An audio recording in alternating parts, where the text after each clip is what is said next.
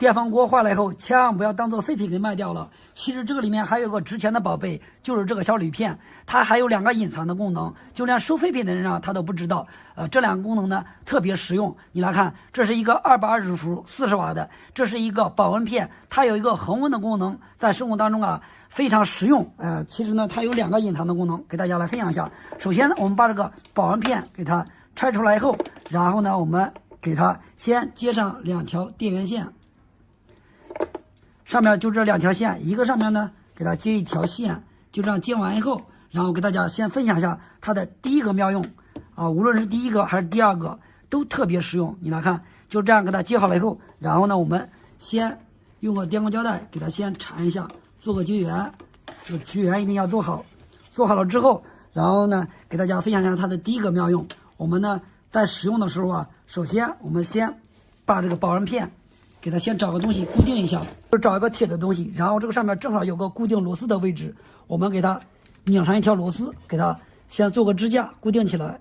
它的第一个功能呢，就是用它可以快速的修好家里坏掉的这些 LED 灯。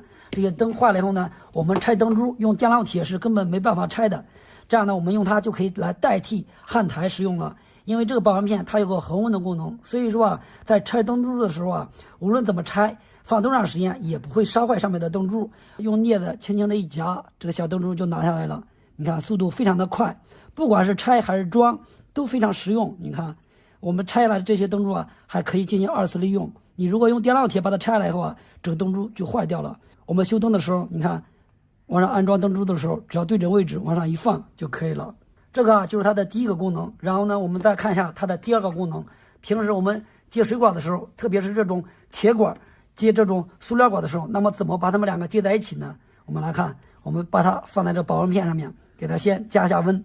这个保温片它有恒温的功能加完热以后呢，这个水管它一点也没有烧糊，然后呢我们就可以把它快速的接一起了。你来看，这个塑料管已经烫得非常软了，这样呢就可以把它塞进去了。到最后呢，我们给它再绑上个铁丝，就可以把这个水管给它接一起。怎么样呢？这个铝片有2个功能，非常好用是吧？感谢大家观看。朋友们大家好，今天视频呢给大家分享一个啤酒瓶盖在我们生活当中的一个妙用。首先第一步呢，我们先拿出来一个瓶盖，然后呢给它先砸平。砸完以后呢，我们看一下大概砸成这个程度就可以了。我们看一下这个瓶盖的周围边缘像不像锯齿的形状，一定要记住边缘这一块呢不要把它给砸得太平了。如果砸得太平了之后，等会儿我们在使用的时候就不太好用了。然后呢我们垫个东西，我们把这个瓶盖上面给它再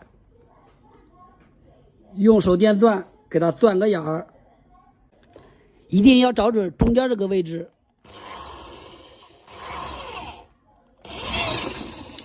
哟，我的奶奶，我的 OK 钻完了。操作的时候呢，大家一定要注意安全。好，拿下来了。然后呢我们在这个上面穿一个螺丝。好，在这边呢再拧个螺丝帽。然后呢要把它给拧牢固，拧结实。这边加个钳子，用螺丝刀再拧一下，一定要拧结实。OK， 拧完以后我们看一下它像什么东西呢？看看是不是像一个迷你的切割片。然后呢我们把它装在手电钻上来试一下，看一下这个工具好用不好用。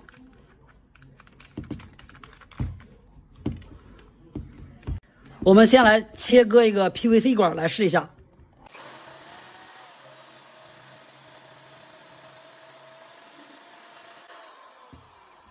我们看一下，很轻松的就可以把它给切开。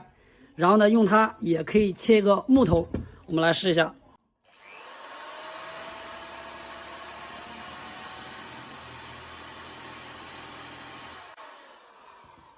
OK， 我们看一下这个效果还很不错是吧？所以呢我们在生活当中，无论呢是切割木头或者是 PVC 管，再或者呢就是在干活的时候，如果遇到空间比较狭窄的情况下呢，我们就可以用个啤酒瓶盖，就这样制作一个小的切割垫，就可以解决问题了。这个方法呢非常的实用。今天视频感谢大家观看，我们下期再见。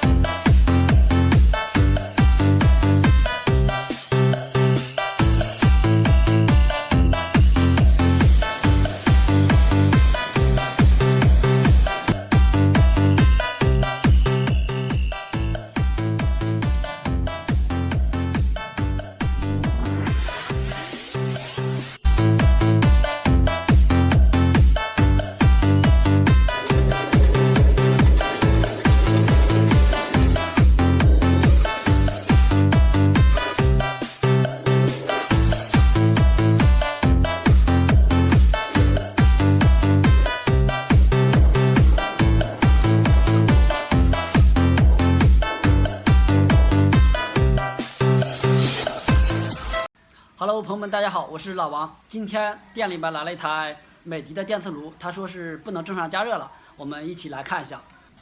就是这台，然后我们给它通上电来开机看一下它的情况。开机，点一下烧水。我们听见里边有咔咔的声音啊，它是可以减锅，就是不能加热。我们把它拆开来检查一下。拆开以后，我们首先要从外观上来看一下有没有明显烧坏的元件，然后我们再看一下这个背面，也没有发现有开焊、虚焊或者是烧坏的元件啊。像美的的电磁炉出现不加热，它也没有报错误代码，只是这个蜂鸣器滴滴的响。像这种情况，我们首先要检查一下主板上这些大的色网电阻，看这两个都是820K 的，然后我们再检查一下背面，看有没有特别大的贴片电阻，如果有的话，我们也需要检查一下。这背面没有看到有，前面就这两个，然后这儿还有一个，这个一般不影响，就是最主要我们需要检查一下这边两个。这些大功率的电阻坏的是比较多的，我们用网表来测量一下，看它们的阻值。看看有没有问题，一般的就是开路或者是阻值变大。我们在测量的时候要给它断开一个角，如果不断开角的话，测量它是没有这么准确。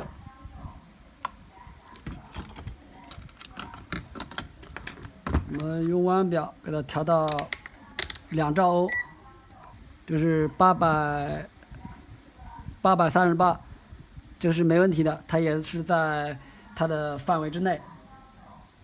然后我们再测一下这个电阻，我们还是一样，给它先断开一个引脚，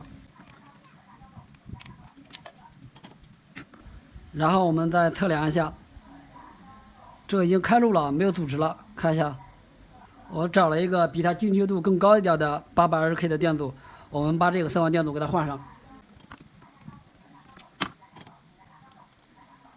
换上去后，我们再试一下，开机，烧水。已经加热了，朋友们，感谢大家观看，下期再见。家里的电风扇坏了以后，千万不要把它扔掉，只需要花10块钱买个万能主板，用螺丝刀把线接上就能使用，超级简单，不用电烙铁就能安装好。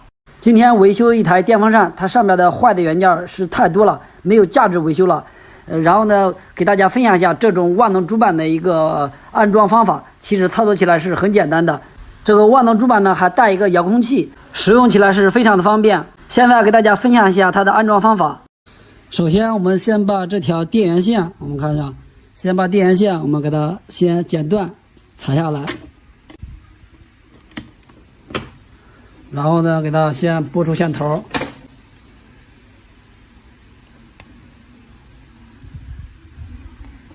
然后呢，我们看一下这个万能板子，这儿进线这边有3个，一个是公共线，一个火线，一个零线。我们把这个电源线呢，这个红色的先接在火线上。其实啊，这2条线随便接的，火线、零线是没有区分的，直接给它接上就行。先把这2条线我们给它接上，然后再接另外一条电源线。OK， 这个电源线接好了，然后再看一下这个旧板子上面这个有标注啊，1、2、3，这是3个档位，这个蓝色的是1档，我们先把这个1档给它先剪掉，剪掉之后，我们把这个再给它拧到新板子上面，先给它拨出线头。好，拨出线头了，我们看一下这个板子，这儿也有个1，这就是1档，我们给它接在1档这个上面。然后呢，我们再看一下这个白色的在这儿标注是2，这就是2档的，我们把它给剪掉，还是先拨出线头，一样装在对应的位置，装在这个新板子上面。看一下这个也是个标注这个2的地方，给它拧到这儿。其实很简单，就这几条线对应的给它装上就行。红色的是3档。把它剪下来，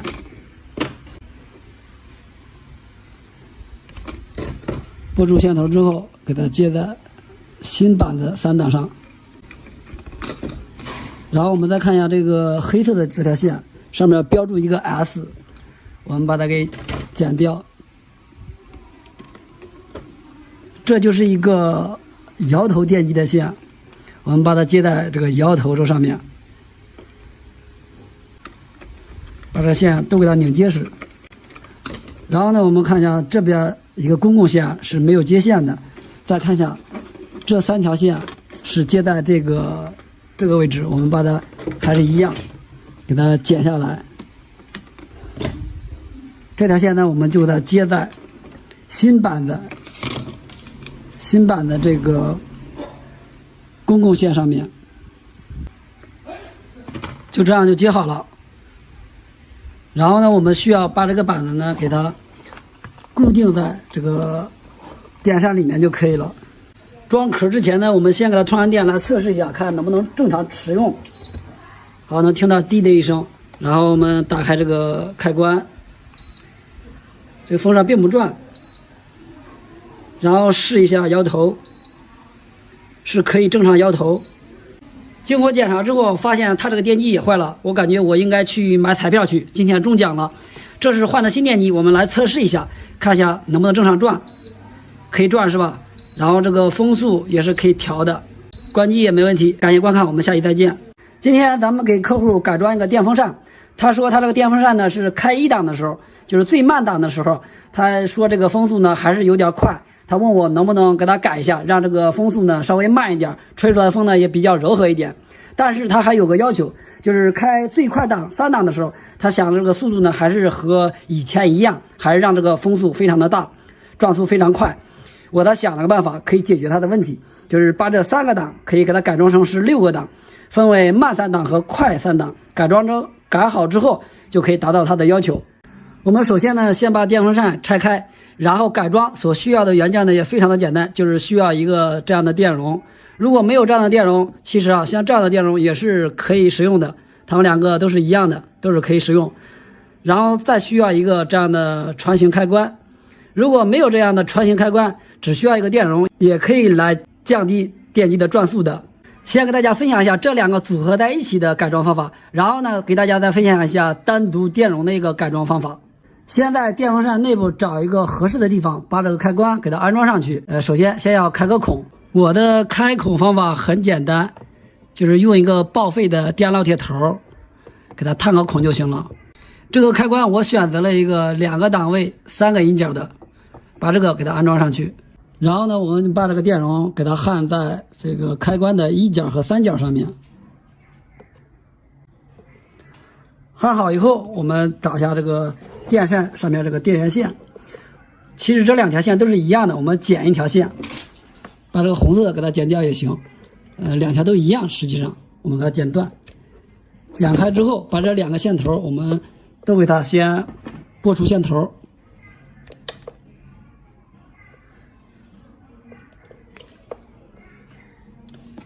这一条也是一样，拨出线头。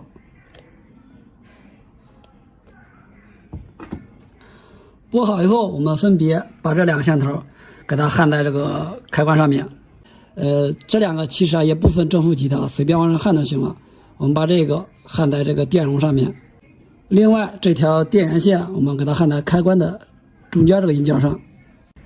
就这样就改装好了啊，看一下非常简单是吧？我给大家说一下这个，先看一下这个电源线啊，它是从这儿进去之后，当我们把这开关调到慢档的时候，它是这2个引脚导通，然后它进去之后，然后到这儿经过一个电容，然后回到电机上面。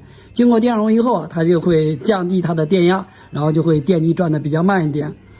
然后当我们把这开关调到高档的时候，就是前面这2个引脚导通，我们看一下这个电路呢进去之后直接就出来了，它是和原先的速度是一样的，电压也是一样的。如果不用这个开关的情况下，其实啊关个电容，只单独一个电容也是可以来改变电机的速度的，不过它只能改变1个档位的速度。我们把这个电容其实啊如果1档的情况下，我们把这条蓝色线从中间给它剪开，然后串上这个电容，就可以实现这个1档转的比较稍微更慢一点。选择这个电容的时候，电容的容量越大，它降压降的就越少；电容容量越小，它降压降的越多。就是电容它的容量越小，电机的转速它就越慢。我选择的这一个是3.3位法的，现在我们把它装起来测试一下。好的，我在这儿呢写了个标签，我们看一下，这儿是慢3档，然后这儿是快3档。我们先把这开关打到慢3档这儿来测试一下，先开个1档，然后我们看一下这个风扇。风扇大家有可能是看不出来它的转速的，大家可以听这个风声就能分辨出来它的速度了。现在已经启动起来了，听一下这个风速。然后呢，我们可以对比一下，把这个再开到快档上，然后测试一下，听一下这个风速有没有变化。明显是快了，是吧？快了许多。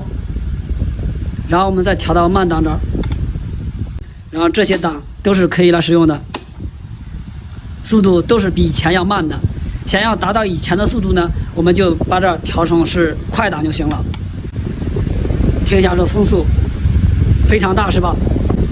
这个方法非常的不错，我打算下一步我申请个专利，来大批的生产这种电风扇。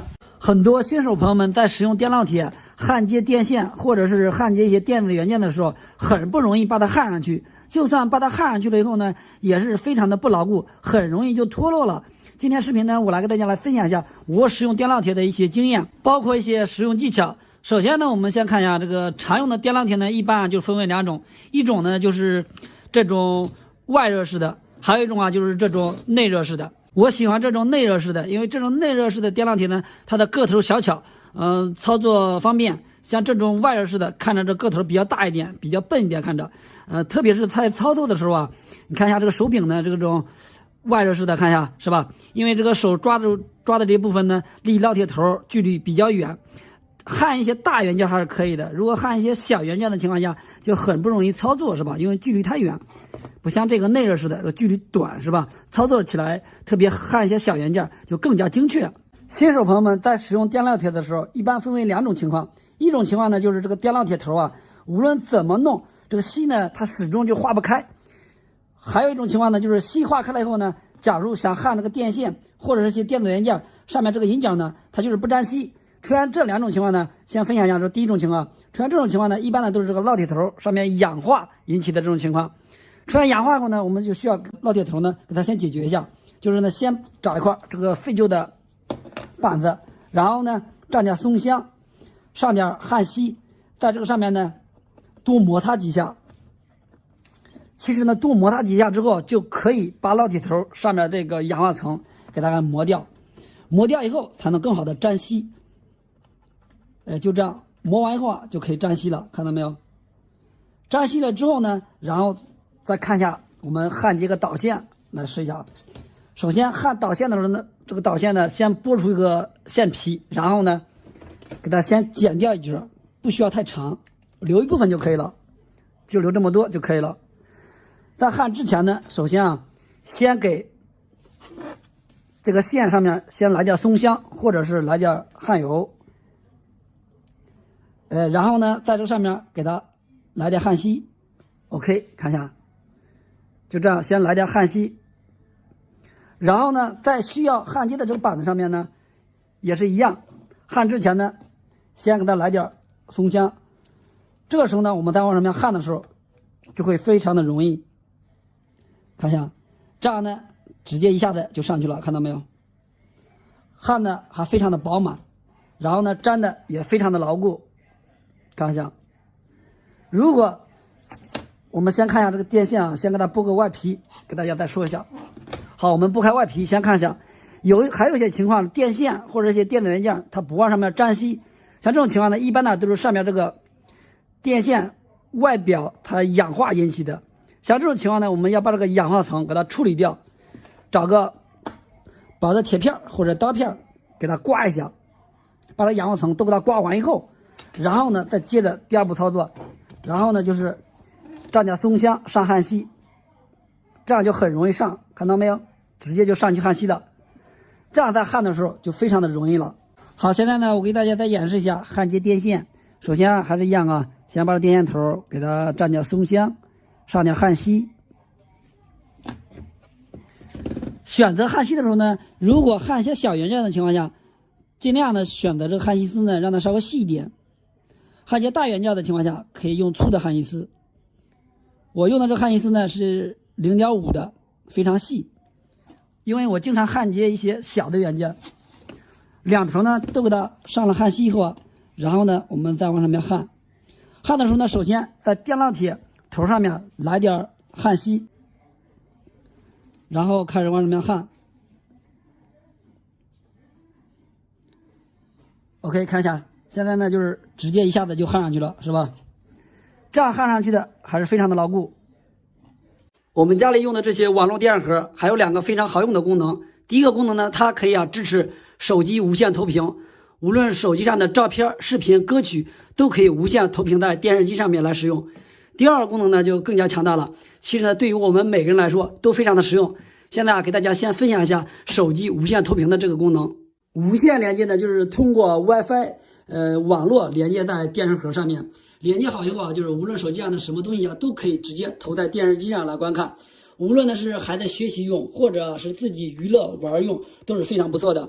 首先呢，就是先把这个电视盒打开，然后呢打开电视机，然后呢先拿出手机的，在手机上呢最下面往上滑一下，在这儿找到这个投屏，手机上自带的投屏软件，就这个我这儿有个屏幕镜像，打开它就可以了。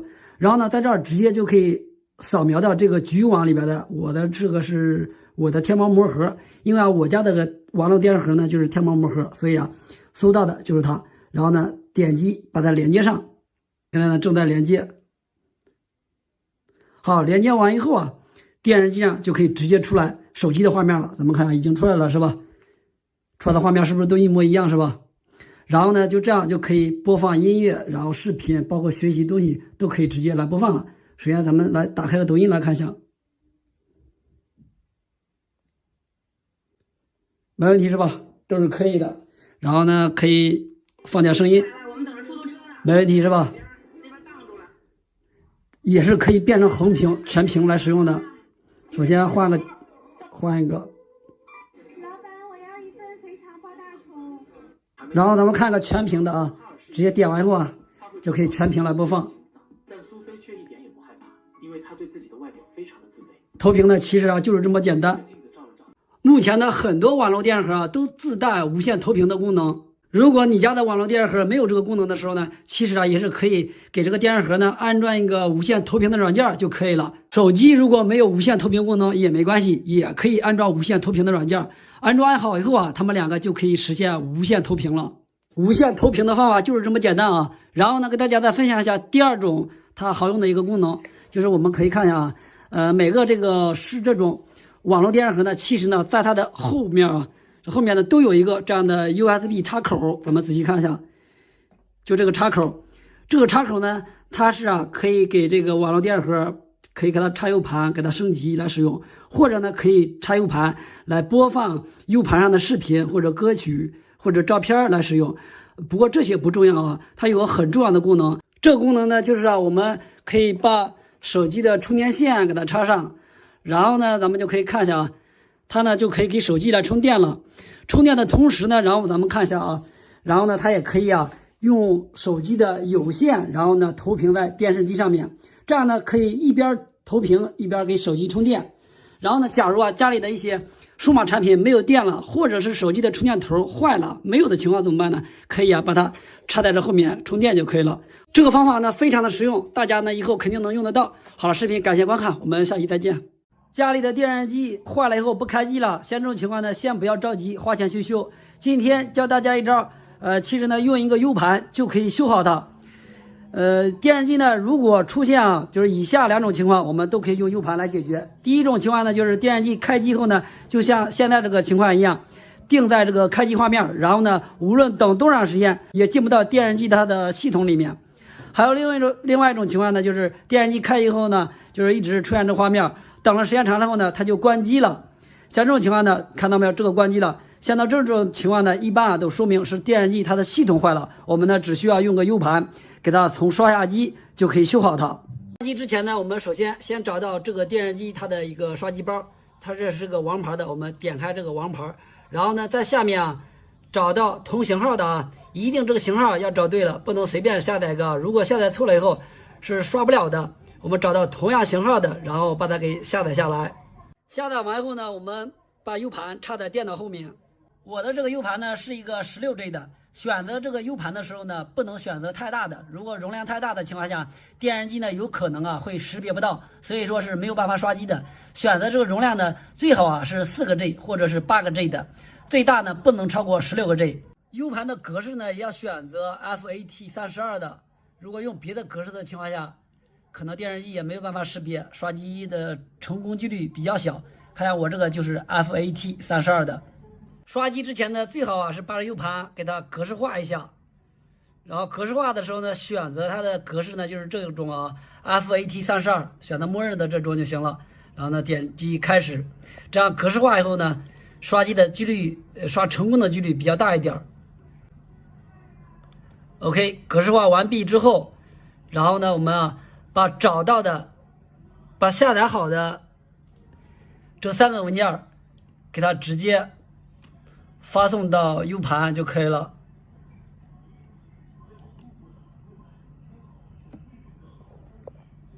这文件还是比较大的，400多兆。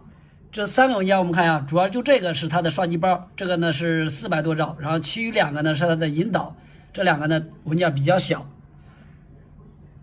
刷机 U 盘就这么简单就制作好了，然后呢我们接下来就开始刷机了。刷机之前呢，首先先把电视机它的电源线拔掉，然后呢接下来把 U 盘插在电视机的 USB 插口上面，一定要把它插到底插好。